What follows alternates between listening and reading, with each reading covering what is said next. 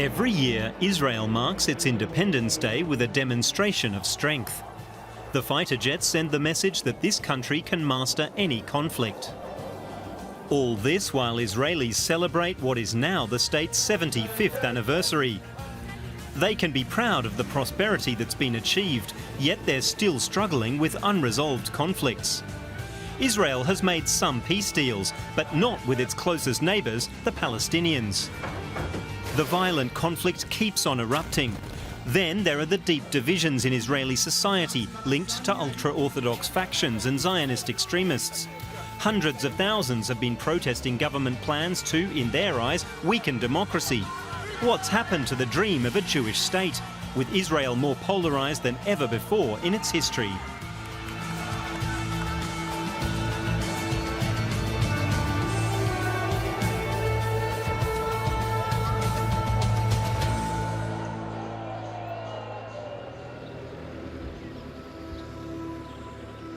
They're Israelis, but they live in the occupied West Bank.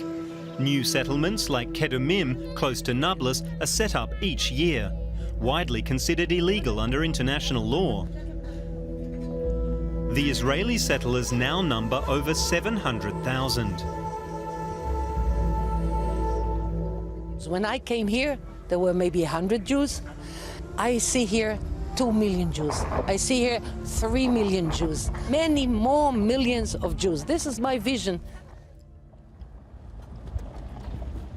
We're on the road with Daniela Weiss, one of the early settlers here and a lobbyist for settlers' interests. She co-founded Kedumim, one of the first Jewish settlements, in 1975. The activist has been vigorously promoting the Jewish settlement of the West Bank ever since. It's a miracle what I see in front of my eyes, because these are new trailers for new families coming to a new outpost. And your camera is the first to see it. The new illegal outpost is called Ori Ad and was set up by a handful of families in double quick time. The settlers have to be fast. Sometimes the Israeli army tries to clear such outposts. Arbel Zak is pregnant with her 5th child. With her husband being in the army, she's doing this almost single-handedly, but with utter conviction. We're clearly on Israeli territory. Of course, it's strange to see a house like this. You probably wouldn't want to live in it with no electricity or water. The settlers have no qualms or doubts that their appropriation of the land might be unjust. The reasoning is religious. We got the word from God to our forefathers, to Abraham, Yitzchak, and Yaakov, to Abraham, Isaac, and Jacob, that the land of Israel will be given to the offsprings of the forefathers of the Jewish nations forever. So I do not have to invent a reasoning bigger than the Bible. The settlements were only made possible by the Six-Day War of 1967. Of all the wars waged between Israelis and Arab nations, this has had the biggest legacy. Israeli forces captured East Jerusalem, Gaza and the West Bank, territories that had been largely allocated to the Palestinians under the 1947 UN partition plan. But for many Israelis, the notion of recreating biblical Israel suddenly became a real possibility. Of course, Jerusalem, so momentous that you are now reunited with the Temple Mount, with the Western Wall, the famous picture of 67 showing the soldiers nearby. Those were deeply emotional and, again, almost metaphysical moments for many Israelis, even those who were completely secular. We are reviving a certain kingdom that was truly lost 2,000 years ago. Over the years, as the occupation assumed permanence, the likelihood of a peaceful two-state solution has become increasingly remote. Instead, more and more ultranationalists settled in the occupied territories, and today they're more determined than ever to spread their missionary vision of a greater Israel. In this vision of a Jewish-dominated theocracy, Palestinians only play an at best subordinate role. People who do not accept the fact that they will never have sovereignty in the state of the Jews, in the land of the Jews, they will go to Arab countries where they can live under Arab sovereignty. It's a very clear formula. It says in the Bible, and so I live by it, and Jews live by it. Daniela Weiss categorically denies that the settlers too are guilty of violence in various forms, not just the Palestinians. My people, I mean the Jewish people, are not violent. They never preach violence. We have a synagogue here and that. We have here 20 synagogues. All that you hear here is peace, peace, peace, peace. So, and there was no pogrom from the side of Jews. We drive through Hawara every day. Myself, my children, my great-children, my grandchildren, all the family. Never, never, never did we have thought of causing any harm. On the main road between Nablus and Ramallah is the town of Hawara, now a hotspot in the Israeli-Palestinian conflict. Israeli troops patrol the streets and control the important junctions.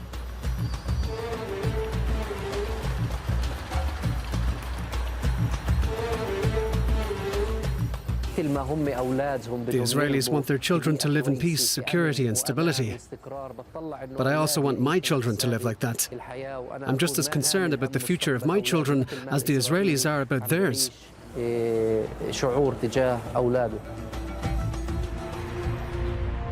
The army has blocked roads into Hawara again. Only settlers with Israeli registration plates are allowed to pass through. For Firas Dumaidi and his supermarket, it's a disaster.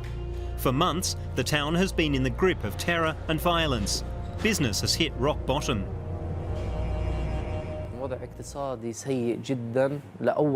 Things are really bad, in particular the economic situation. As you can see, I own this big food supermarket, but these days I hardly get any customers. My sales have slumped by 80% because of the activities of the settlers and the Israeli army in Hawara. I used to have 50 staff, now just 20. For months, settlers have been launching violent attacks on the town's residents. The army rarely intervenes. The settlers don't need a reason to attack us. Sometimes they just throw stones at us for no reason. What happened in Hawara was a reaction to what the Israeli army and the settlers have been doing. A year ago, we had good relations with the Jews and the Israelis. On the other hand, there are the brutal terrorist attacks carried out by Palestinians. 2 settlers were murdered here in the middle of Hawara at the end of February, which a lot of people here say was understandable. The attacks were a reaction to Israeli actions against Palestinians. Many people have been killed by the Israeli army in Nablus and Jenin. Plus, the perpetrators didn't even come from Hawara. After that attack, the escalating violence exploded. An angry mob of settlers rampaged through Hawara in retaliation. Stones were hurled at homes and businesses. Dozens of cars and buildings were torched. Local residents were hunted down. The violence left 1 Palestinian shot dead and about 100 injured. The Israeli army completely lost control or didn't want to intervene, while saying that it tried to save lives. One Israeli officer described the events as a pogrom. Surveillance camera footage shows settlers trying to set Firas Damaidi's home on fire. Even weeks after the violence, the damage is still clearly visible. When we tried to put out the fire started by settlers, the Israeli army attacked us with stun grenades and tear gas. The soldiers saw it all, but they didn't do anything. The next day they came to me and said, "Why are you here? You should return to your own country, Jordan or to Saudi Arabia." Those were the words of the army. It's a conflict that affects the innocent and the guilty alike. But violence breeds violence. It seems impossible to lead a normal life. Firas Dumaidi doesn't see any long-term future here for his business, his family, or himself. I'm really worried for my children. I don't hold out much hope for them. I'm stuck between a rock and a hard place. Either we leave the country we were born in to protect our children, or we sacrifice our children so we can stay in our parents' and grandparents' homeland. We are prepared to do that. Israel is trying to terrorize us into leaving this country.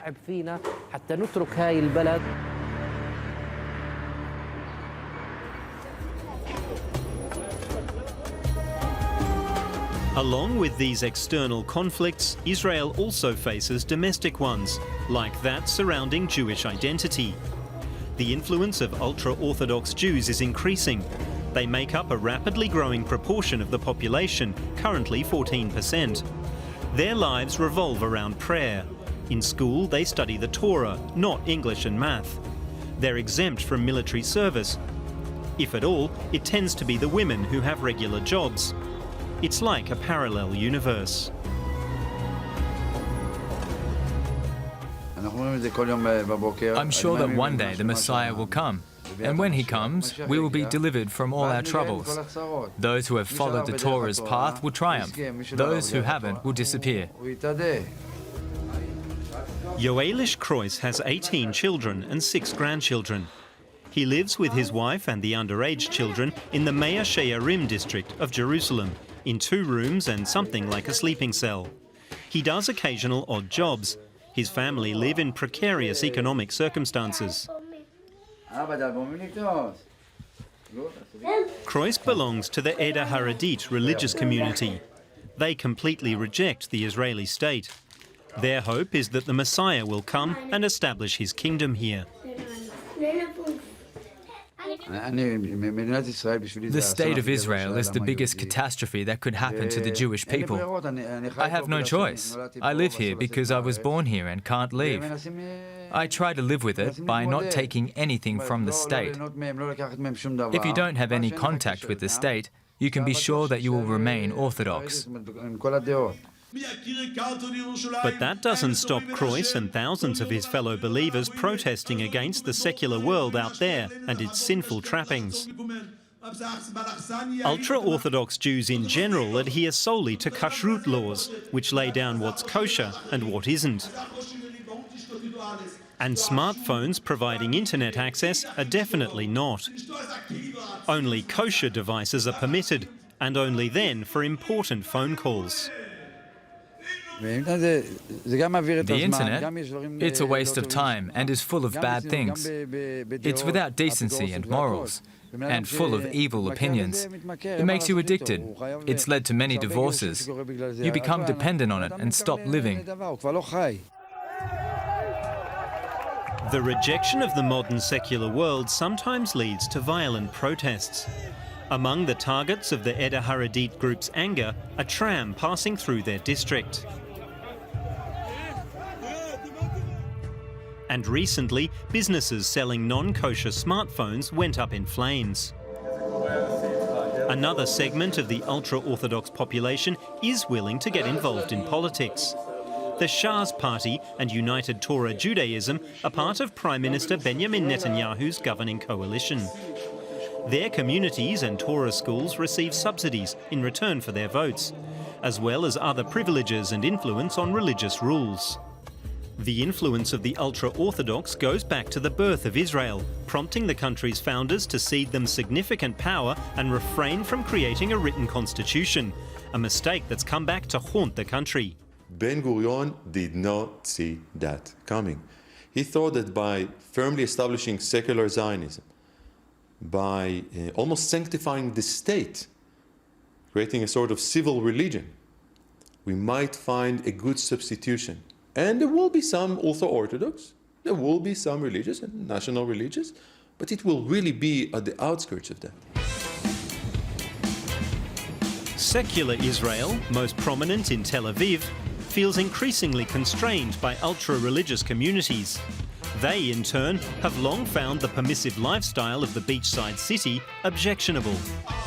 The great things happen when you least expect them.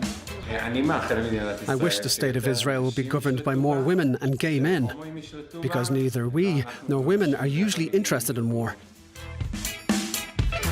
On its 75th anniversary, I wish the State of Israel more tolerance and willingness to accept the opinions of others.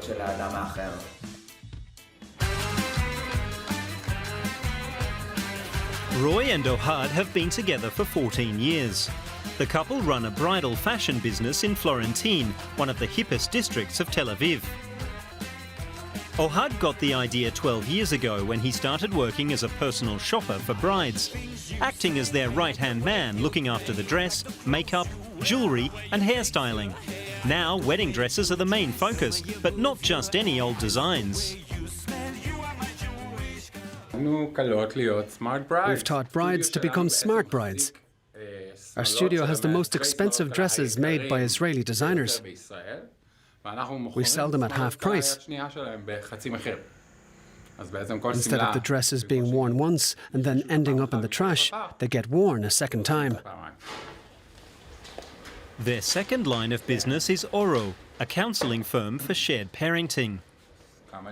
Roy and Ohad bring together men and women who want to have a child without being in a relationship with one another.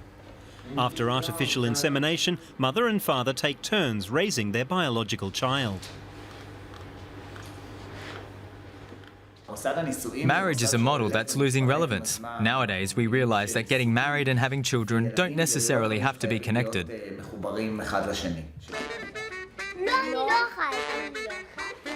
With their children, Renee and Ray, the couple also actively practice the shared parenting model. 2 fathers and 1 mother taking turns to take care of the kids. Everyone's happy. There are 2 biological fathers. Gal is the biological mother of both of them. Ohad is the biological father of Renee, and I'm Ray's biological father.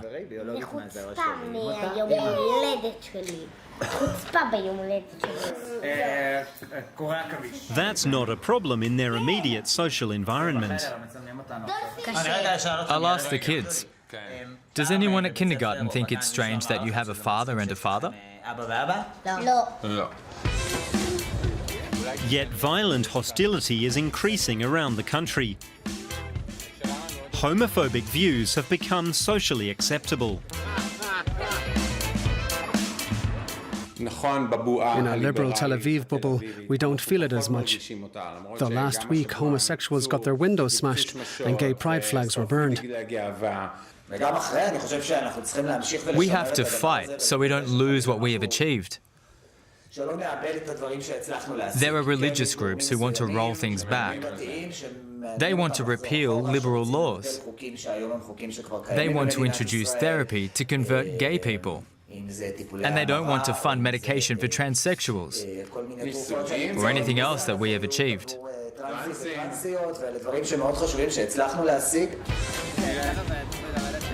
Above all, Roy and Ohad are proud of how far they've come, both personally and in Israeli society. We're a central pillar of Israeli society.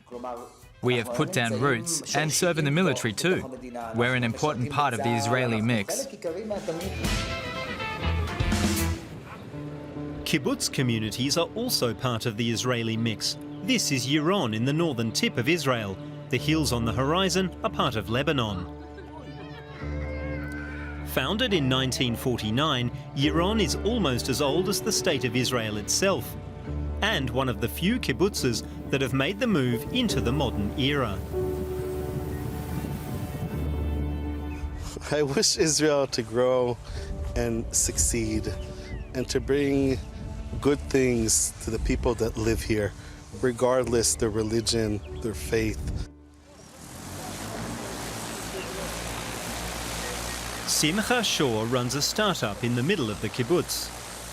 He wants to revolutionize farming worldwide.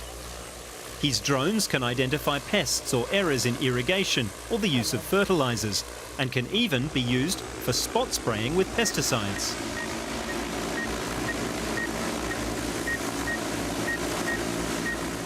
Agriculture is under a tremendous revolution of robotics and artificial intelligence. Today, people walk in the fields and they see some plants, 100 plants. A drone can cover millions of plants in 20 minutes. So we can look at agriculture like never before.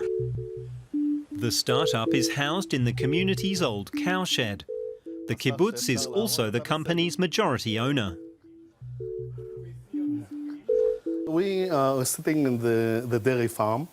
The cows were here since 49. And you see here them feeding the cows. This is the building that we are in. It was for the cows and for the milking of the cows. We are now the cows. It's from dairy farm to tech farm. From a cowshed in rural Israel, the company advises farmers across the world. Perhaps this is where we find the secret behind this startup nation. Israel's high-tech sector accounts for some 50% of the country's exports. Israel is a small country. We don't have too much water or land. We're not going to grow food for the world. But as we've started in drip irrigation 50 years ago, now is the time to harness the other power of Israel, is the high-tech. The kibbutz still grows fruit and vegetables using conventional methods. And apart from the high-tech enterprise, everyone gets the same pay here, from the tractor driver to the long-serving vintners. But change is in the air. Now, Yiron is set to join the vast majority of other kibbutzes and be privatized. And there's nothing that can be done about it, according to wine grower Avner Anava. The socialist ideals of this and other kibbutzes, he says, have had their day. The idea of the kibbutz is a community of people who cooperate with one another with shared tasks. So the economic factor doesn't play such a big role. The moment that personal greed comes along, it gets problematic. But it was the first kibbutz settlements that prepared the ground for the foundation of the modern state of Israel. Ada Feinberg helped set up Yiron in 1949 and still lives there today. Later, she became a kindergarten teacher and had a family. After the horrors of the Holocaust, hopes and aspirations were high.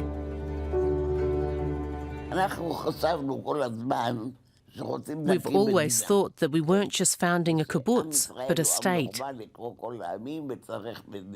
Because the people of Israel needed a state, just like every normal people. We hoped for a socialist state, a good and noble state.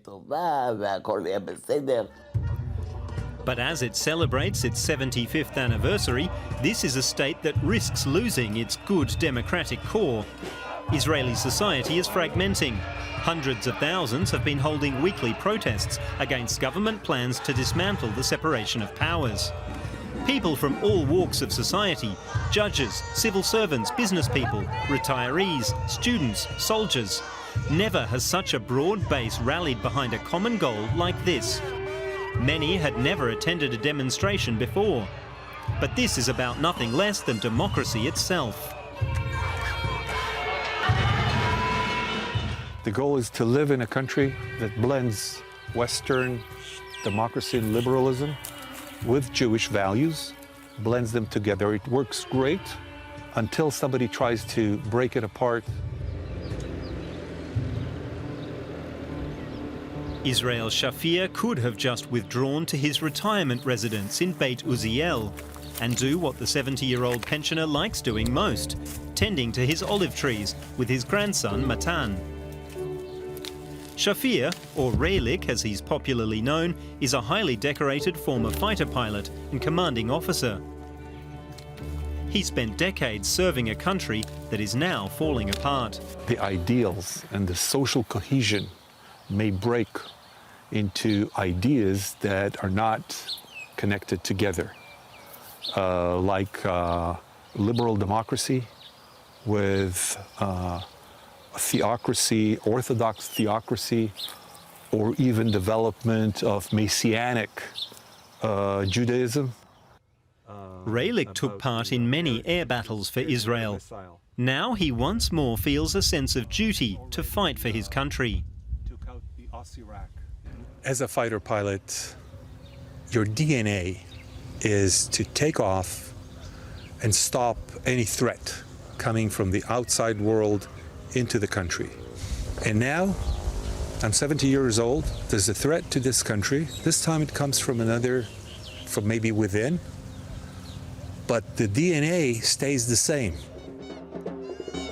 It's this conviction that has now led Reilich and his former comrades to join the protests on the streets of Jerusalem or Tel Aviv at least once a week.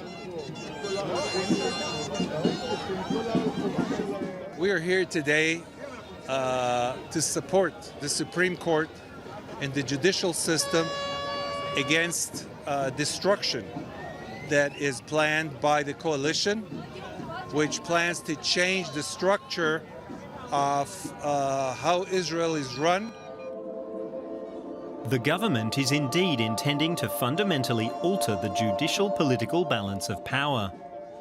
Under the plans, a majority of Knesset members would be able to override any Supreme Court rulings. The government, with its ultra-nationalist and ultra-religious factions, also wants to control judicial appointments. The impact would be dramatic.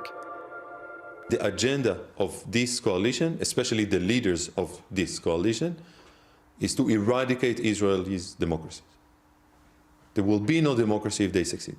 In Israel, as you know, the only check and balance that you have is the Supreme Court. We have nothing else.